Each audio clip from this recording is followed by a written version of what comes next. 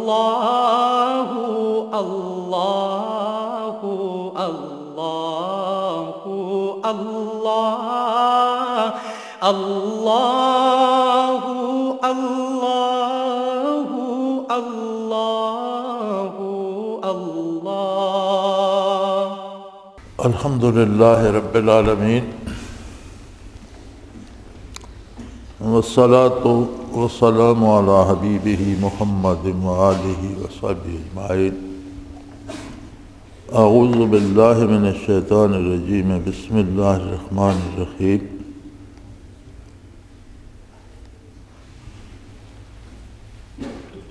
اللہ کریم کا احسان ہے، اس نے اپنی یاد کے لیے، اپنے نام کے لیے، اپنے ذکر کے لیے جمع ہونے کی توفیق عطا فرمائی۔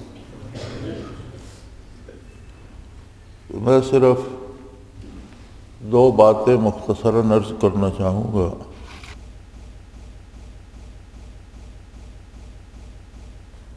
پچھلے اجتماع پر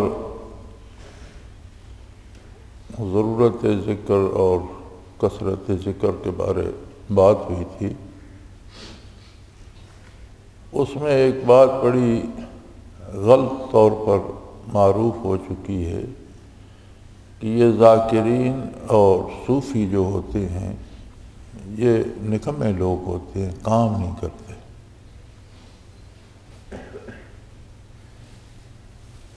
کچھ اس میں زیادہ ان لوگوں کے طرز عمل کا دخل ہے جنہیں تصوف آتا نہیں، کہیں سے حاصل نہیں کیا، سیکھا نہیں، اور حلیے بنا بنا کر اور برقعے پہن کر اور طرح طرح کے لباس بنا کر وہ اپنے آپ کو صوفی ظاہر کرنے کی کوشش کرتے رہتے ہیں۔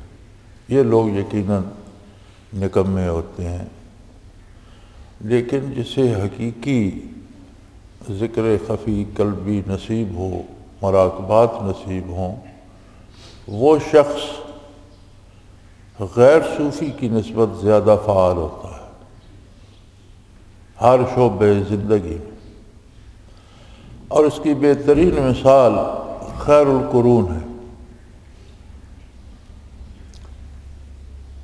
سب سے اعلیٰ درجے کے صوفی ذاکر صحابہ کرام تھے، جن کے بارے قرآن گواہی دیتا ہے ثم تلین جلودہم وقلوبہم الی ذکر اللہ، کہ ان کے بدن کا رواں رواں نیا خانہ دل سے لے کر کھال تک ذاکر تھا۔ آپ دیکھ لیجئے کہ دنیا کا کون سا کام ہے جو انہوں نے نہیں کیا۔ حضور رسالت مآب صلی اللہ علیہ وآلہ وسلم مبعوث ہوئے تھے ساری انسانیت کے لیے، لیکن آپ صلی اللہ علیہ وسلم بنفس نفیس جزیرہ نما عرب سے باہر تشریف نہیں لے گئے۔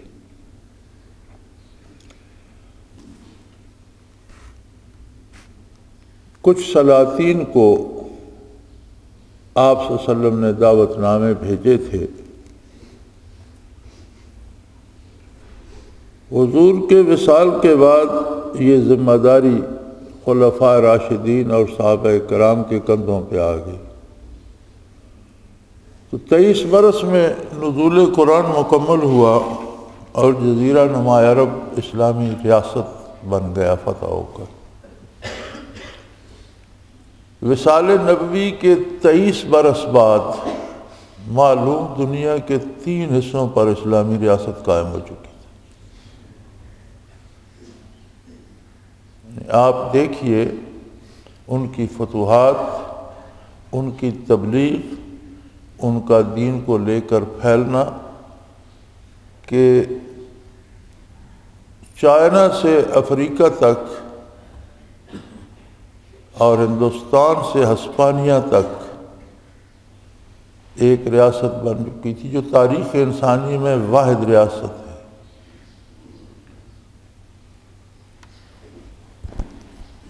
تو کتنا بڑا کام کیا ان لوگوں نے۔ یہ 3 زمانے جو ہیں، صحابہ تابعین اور تبع تابعین کا، حضور فرماتے ہیں یہ بہترین زمانے ہیں۔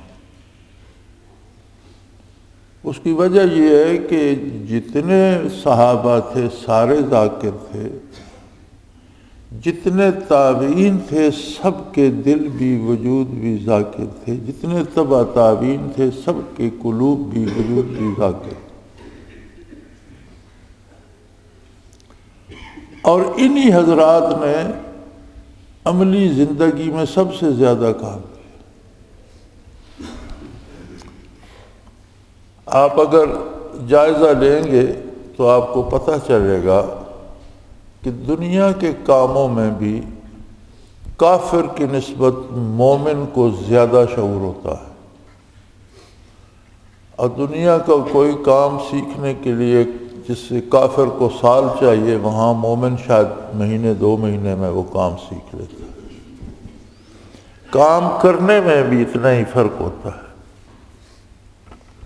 عام مسلمان سے ذاکر زیادہ باشعور ہوتا ہے، اور اس کی صلاحیتیں زیادہ چمک جاتی ہیں، شفاف ہو جاتی ہیں، بات سمجھنے اور کام سیکھنے اور کام کرنے میں وہ اس لیے زیادہ ہوتا ہے کہ اللہ اس کے کام میں بھی برکت دیتے ہیں اور اس کے وقت میں بھی برکت دیتے ہیں۔ تو یہ 2 برکات مل کر صوفی کو زیادہ کام کرنے والا بنا دیتی ہیں۔ وقت میں برکت یہ ہوتی ہے کہ وقت تھوڑا ہوتا ہے لیکن کام بہت سا ہو جاتا ہے، جو 5 دنوں میں ہونے کا کام تھا وہ 1 دن میں ہو جاتا ہے۔ کام میں برکت یہ ہوتی ہے کہ جس کام کے نتائج 10% آنا چاہیے تھے اس کے 100% آ جاتے۔ محنت تھوڑی ہوتی ہے، نتائج زیادہ ہوتے، اور یہ دونوں نعمتیں صوفی کو حاصل ہوتی ہیں بشرطے کہ اسے صحیح طریقے تصوف آتا ہو، کسی صحیح حقیقی شیخ کے ساتھ تعلق ہو، انوارات قلبی اور مراقبات نصیب ہوں، تو استعداد کار بڑھ جاتی ہے اور دوسروں کی نسبت زیادہ کام کرتا ہے۔ ہاں، غلط کام نہیں کرتا۔ اگر کارکردگی کی یہ رپورٹ بنائی جائے کہ بے حیائی میں، برائی میں، جھوٹ بولنے میں، لوگوں کو دھوکہ دینے میں، تو اس طرف وہ نہیں جاتا۔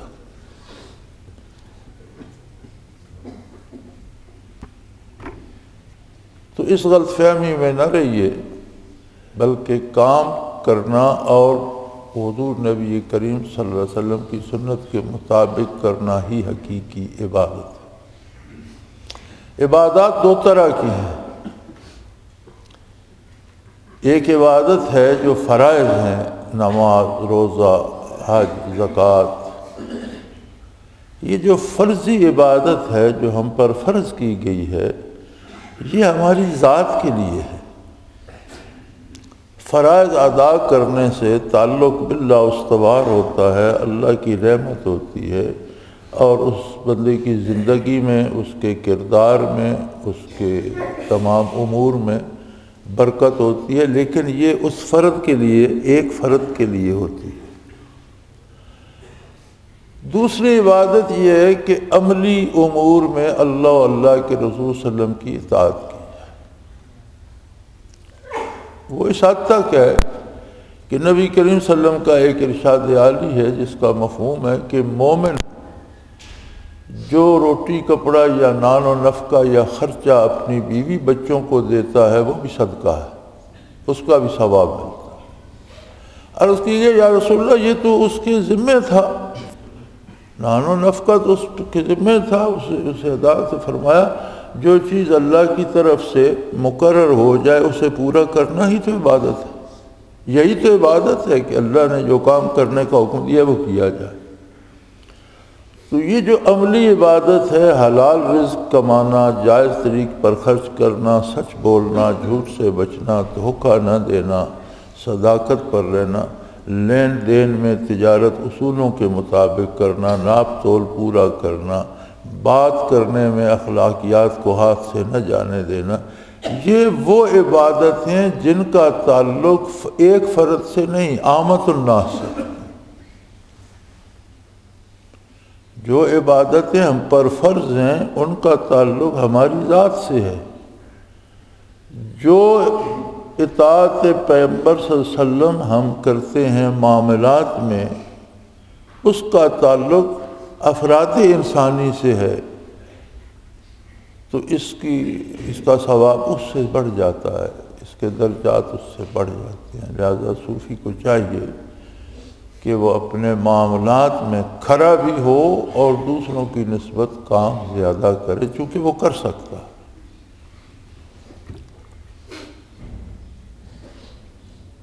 دوسری بات جو میں عرض کرنا چاہتا ہوں وہ یہ ہے کہ دیکھا یہ گیا ہے کہ ساتھیوں کو یہاں جب ذکر کرایا جاتا ہے تو تھوڑا سا وقت مراقبات کرائے جاتے ہیں، 15-20 منٹ زیادہ سے زیادہ لطائف پہ لگ گئے، 15-20 منٹ مراقبات پہ لگ گئے، آدھے گھنٹے کا ذکر ہو گیا، کچھ 40 منٹ کا ہو گیا۔ یہ ذکر جو کرایا جاتا ہے یہ سکھانے کے لیے ہے۔ اب بچہ سکول میں 6 گھنٹے استاد کے پاس ہوتا ہے اور 18 گھنٹے وہ گھر میں یا والدین کے پاس ہوتا ہے۔ اگر وہ انہی 6 گھنٹوں پہ بس کر جائے اور باقی 18 گھنٹے اپنے پڑھے لکھے کی دہرائی نہ کرے تو پھر اسے کچھ نہیں آتا جا۔ دیکھا یہ گیا ہے کہ احباب مراقبات اگر میں یہ کہوں کہ نہیں کرتے تو شاید یہ صحیح ہوگا۔ جب گھر بھی ذکر کرتے ہیں تو اتنا ہی وقت اگر کوئی باقاعدگی سے کرتا ہے، اول تو یہ ہوتا ہے کہ گھر جب جاتے ہیں تو اب فرصت نہیں ملی صبح کر لیں گے، صبح فرصت نہیں ملی رات کر لیں گے، اس طرح چلتا ہے، کبھی کر لیا کبھی رہ گیا۔ بالخصوص مراقبات پہ وقت بہت کم لگتا ہے۔ اور مجھے اس کا تجربہ ایسے کچھ احباب سے ہوا جو اس دنیا سے رخصت ہو گئے، تو بڑی عجیب بات مشاہدے میں آئی کہ ایک شخص کے مراقبات تو زندگی میں تو سالک المجذوبی تک تھے، بعد وفات دیکھا تو اقربیت پہ کھڑے ہیں۔ کہ کیا ہوا؟ آپ کے تو مراقبات تھے سالک المجذوبی تک۔ جی تھے، لیکن اب میں وہاں نہیں جا سکتا۔ کیوں؟ کس نے روکا؟ جی روح میں قوت پرواز نہیں، یہاں تک آتے آتے ختم ہو جاتا ہوں، بس یہاں سے آگے نہیں جا سکتا۔ اور یہ ایک بار نہیں، یہ متعدد بار مجھے تجربہ ہوا ہے۔ تو پھر میں نے دیکھا کہ واقعی احباب مراقبات پہ وقت نہیں لگاتے۔ حضرت رحمۃ اللہ تعالیٰ علیہ فرمایا کرتے تھے کہ مراقبات نوافل سے افضل ہیں، اور مراقبات پر الگ سے وقت لگانا چاہیے۔ اگر فرصت ہو تو گھنٹوں لگانے چاہیے اور روزانہ لگانے چاہیے، کیونکہ جب تک مراقبات مضبوط نہیں ہوں گے روح میں قوت پرواز نہیں رہے گی۔ شیخ کی صحبت میں مراقبات کر لینا ایک اور بات ہے، لیکن جب بندہ الگ ہوتا ہے اور اس دنیا ہی سے چلا جاتا ہے تو اس کے پاس وہی ہوتا ہے جو اس نے خود کمایا۔ لہا ما کسبت، ان لوگوں کے پاس وہی کچھ ہے جو انہوں نے خود کمایا۔ وَلَكُمْ مَا كَسَبْتُمْ، تمہارے پاس بھی وہی ہوگا جو تم کماؤ۔ شیخ کی مجلس دریا کی مانند ہوتی ہے، سمندر کی مانند ہوتی ہے، اس میں جب بندہ اتر جاتا ہے تو ہر طرف پانی پانی اس کے پاس ہوتا ہے، کوئی کمی نہیں ہوتی۔ لیکن جب دریا کے پار اترتا ہے تو صرف بھیگے کپڑے رہ جاتے ہیں، دریا نہیں ہوتا اس کے ساتھ۔ ہاں اگر کسی نے کوئی برتن لے لیا اور اس میں پانی لے لیا تو اس برتن سمیت بھر کے پار اترا تو پھر ایک حصہ وہ لے جاتا ہے۔ تو یہ مراقبات جو ہیں یہ وہ برتن ہیں، یہ قوت انکار پیدا کرتی ہیں قلب میں، دل کے برتن کو صاف بھی کرتی ہیں، اور جتنے انوارات آتے جائیں اتنا بڑا بھی کرتی جاتی۔ اصل یہ شعر صوفیوں پہ ہی صادق ہوتا ہے کہ تو ہی ناداں چند کلیوں پر قناعت کر گیا، ورنہ گلشن میں علاج تنگی داماں بھی ہے۔ جتنے آپ مراقبہ کریں گے اتنا استعداد قلب کی بڑھتی جائے گی، اور اتنی اس میں انوارات آئیں گے، جتنے انوارات اس میں ہوں گے اتنی روح میں قوت پرواز آئے گی۔ تو میں یہ تاکیداً عرض کرنا چاہتا ہوں کہ جہاں تک آپ کے مراقبات ہیں، جہاں تک آپ کی روح پرواز، وہاں تک باقاعدہ اس پہ وقت لگائیے، اور یہ اندازہ کیجئے کہ 24 گھنٹوں میں اسے کتنا ٹائم آپ نے دیا ہے۔ جب ہم لطائف کرتے تھے حضرت رحمۃ اللہ تعالیٰ علیہ کے ساتھ تو عام جماعت نہیں تھی، 4 5 6 ساتھی ہوتے تھے، وہ بڑے خوش نصیب جنہیں موقع مل جاتا تھا، تو بغیر ضرورت کے بازار آنے جانے پر پابندی ہوتی تھی، بازار سے کوئی چیز خرید کر کھانے پر پابندی ہوتی تھی، حتیٰ کہ باجماعت نماز فرائض باجماعت پڑھو اور اپنی سنتیں الگ جا کر پڑھو، لوگوں میں کھڑے نہ رہو، کہ نحوست آتی ہے لطائف پر، اور جو محنت کرتے وہ ضائع ہو جاتی۔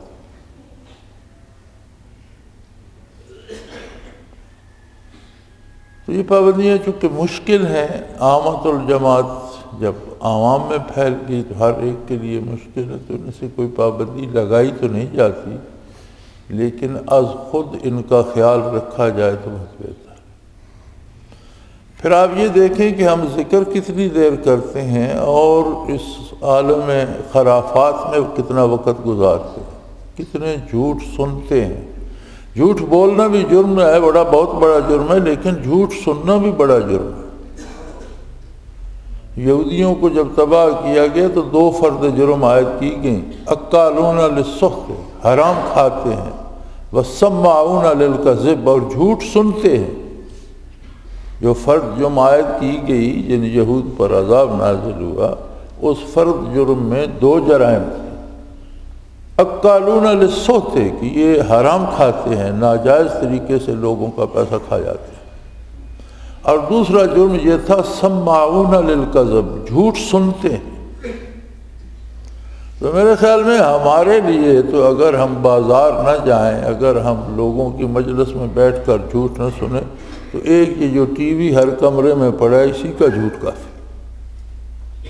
جان بھر کے جھوٹ یہ سارا دن رات بول دیتا ہے، نہ کسی پر الزام تراشی سے چوکتا ہے، نہ جھوٹ بولنے سے چوکتا ہے، یہی ایک کافی۔ تو جب آپ آدھا گھنٹہ 15 منٹ مراقبات پہ لگائیں گے اور 3.5 گھنٹے اس عہد حاضر کی خرافات میں گزاریں گے تو روح میں قوت پرواز کہاں سے آئے؟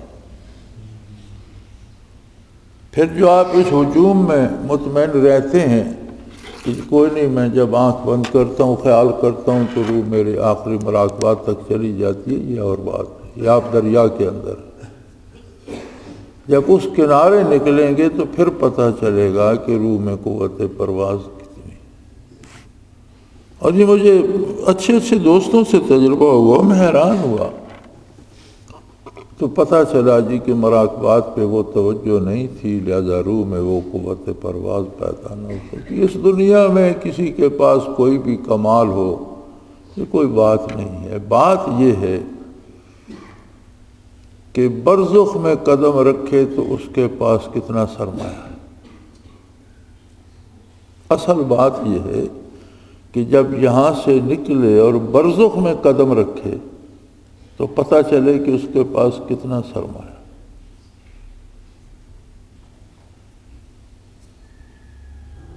صوفیوں کو رعایتیں بھی بہت ملتی ہیں، اللہ کا بڑا احسان ہے، توفیق کے ذکر دے دیتا ہے، لیکن ایک اصول ہے بھائی کہ آپ ایک وقت کھانا کھاتے ہیں تو ظاہر ہے ایک ہی وقت کی طاقت آئے گی، اور کوئی 3 وقت کھاتا ہے صبح دوپہر شام تو 3 وقت کی آئے گی۔ جو اس کا منطقی نتیجہ ہے وہ تو مختلف ہوگا۔ آپ صحت مند صاف ستھرا کھاتے ہیں صحت ٹھیک رہے گی، آپ اچھا نہیں کھاتے خراب کھاتے ہیں تو صحت خراب ہو جائے گی۔ تو یہ خیال رکھیں کہ جب دریا کے پار اتروں تو میرے پاس کچھ ہونا چاہیے۔ زندگی کا بھروسہ نہیں ہے، اور اللہ کریم نے یہ آسانی کر دی ہے کہ ہم پر کوئی پابندی نہیں ہے، دنیا کا ہر کام کریں، صرف یہ دیکھیں کہ کریں حلال اور جائز، ہر بندے سے ملیں شرعی حدود کے اندر، کاروبار کریں، تجارت کریں، ملازمت کریں، اس کے ساتھ مراقبات بھی نصیب ہوں، لیکن یہ ضرور دیکھیے ہر بندہ اپنے مراقبات کی نسبت نکالے کہ 24 گھنٹوں میں نے مراقبات کو کتنا وقت دیا۔ جب یہ نکالیں گے تو آپ کو پتہ چل جائے گا کہ کم از کم اگر 24 گھنٹوں میں بندہ 1 گھنٹہ بھی مراقبات کرے تو 24واں حصہ اس نے دیا، کیا دیا؟ تو مجھے یہی 2 باتیں عرض کرنا تھیں، ایک یہ کہ دنیا کا ہر کام کریں لیکن اللہ و اللہ کے نبی کے حکم کے مطابق، حضور کی سنت کے مطابق، اور مراقبات پہ خصوصاً اہتمام کر کے مراقبات پہ وقت لگائیں۔ یہ مشکل لگتا ہے، خیالات بھٹک جاتے ہیں، سوچیں آ جاتی ہیں۔ یہ جب خیالات بھٹکتے ہیں، سوچیں آتی ہیں، تو یہ اس بات کی دلیل ہے کہ آپ کے روح میں جو قوت ہے وہ کم ہے پرواز کی، اور اس طرف توجہ کی قوت کم ہے، اس لیے یہ خیالات آ رہے ہیں۔ جب یہ قوت بڑھ جاتی ہے تو یہ سوچیں دب جاتی ہیں، خیالات چھٹ جاتے ہیں۔ یہ بھی ایک معیار ہے کہ ہر بندہ اپنے آپ کو دیکھ سکتا ہے۔ تو یہ میری گزارش ہے کہ مراقبات پہ خصوصی توجہ دیں اور الگ سے وقت لگایا کریں، تاکہ یہ محنت آپ کو برزخ میں، آخرت میں، میدان حشر میں کام آئے۔ اللہ کریم سب کو بہتر اجر عطا فرمائے اور سب کی خطاؤں سے درگزر فرمائے۔ وآخر دعوانا ان الحمدللہ رب العالمین۔ اللہ اللہ اللہ اللہ اللہ اللہ اللہ اللہ۔ حضرت امیر محمد اکرم آوان مد ذلہ العالی دارالعرفان منارہ ضلع چکوال میں سالہ سال سے قرآن و حدیث کے اوپر خطابات کر رہے ہیں اور سلسلہ نقشبندیہ اویسیہ کے مطابق لوگوں کو ذکر الہی کی تربیت دے رہے ہیں۔ وہ قرآن پاک کی تفسیر ترتیب وار بیان کر رہے ہیں۔ تفسیر قرآن کو وہ موجودہ ملکی اور بین الاقوامی حالات کے مطابق بیان کرتے ہیں۔ موٹر وے سے کلر کہار کے انٹرچینج سے نکلتے ہوئے، کلر کہار کی جھیل سے ہوتے ہوئے، میانی، بوچھال اور نورپور سے گزرتے ہوئے دارالعرفان منارہ پہنچ سکتے ہیں۔ حضرت امیر محمد اکرم آوان نے بچیوں اور بچوں کی دینی اور دنیاوی تعلیم کے لیے سقارہ اکیڈمی کے نام سے ایک درسگاہ بھی قائم کی ہے، جس کا افتتاح ملک پاکستان کے صدر جنرل محمد ضیاء الحق نے اپنے دست مبارک سے کیا تھا۔ وہ تمام احباب جو اسلام کی طلب رکھتے ہیں، ان سے گزارش ہے کہ دارالعرفان منارہ ضلع چکوال میں امیر محمد اکرم آوان صاحب کے خطابات سے مستفید ہوں۔ وہ ہر جمعے کو نماز سے پہلے بیان فرماتے ہیں۔ ہر ماہ کی پہلی اتوار کو ماہانہ اجتماع ہوتا ہے جس میں آپ خصوصی خطاب فرماتے ہیں اور پاکستان کے چاروں صوبوں سے احباب اس اجتماع میں شرکت کرتے ہیں۔ اس کے علاوہ یہاں سال میں 2 مرکزی اجتماعات بھی ہوتے ہیں، ایک رمضان المبارک میں اعتکاف کا اجتماع اور دوسرا جولائی اور اگست میں 40 دن کا اجتماع ہوتا ہے جس میں روحانی تربیت کی جاتی ہے۔ اپنا خون سیماب دے کر اتنا ہم کر جائیں گے، نام آقا کا چمن میں پھر رقم کر جائیں گے۔